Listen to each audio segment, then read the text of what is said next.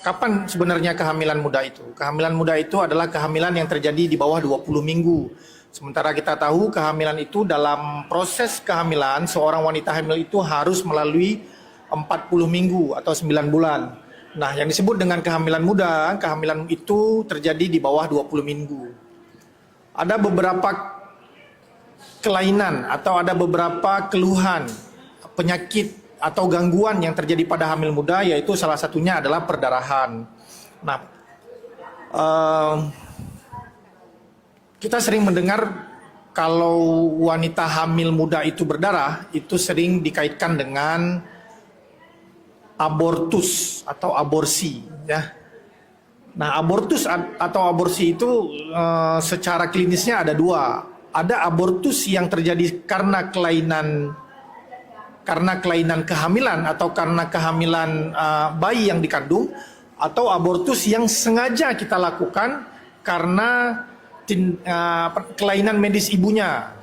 Contohnya ibu yang mengalami penyakit jantung, ibu yang mengalami penyakit genetik yang memang tidak bisa untuk melanjutkan kehamilan, ya.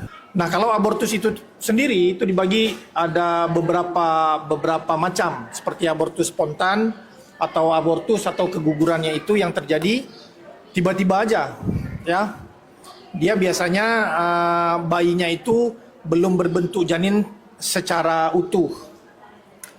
Lalu ada abortus provokatus atau abortus seperti saya bilang tadi, abortus yang memang sengaja kita lakukan terhadap ibu karena tujuan medis tertentu.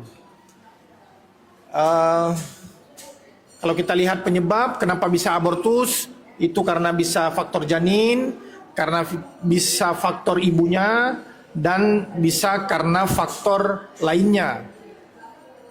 Nah, karena faktor janin ini misalnya kelainan kromosom. Kenapa bisa terjadi kelainan kromosom? Mungkin pada saat terjadi kehamilan itu bentuk daripada sperma dan bentuk daripada sel telur yang tidak baik, sehingga terjadi kelainan ketika terjadi konsepsi. Ya, ini faktor ibunya. Faktor ibunya bisa faktor rahim pertama, faktor anatomi daripada rahim. Ada beberapa rahim yang memang susah untuk hamil.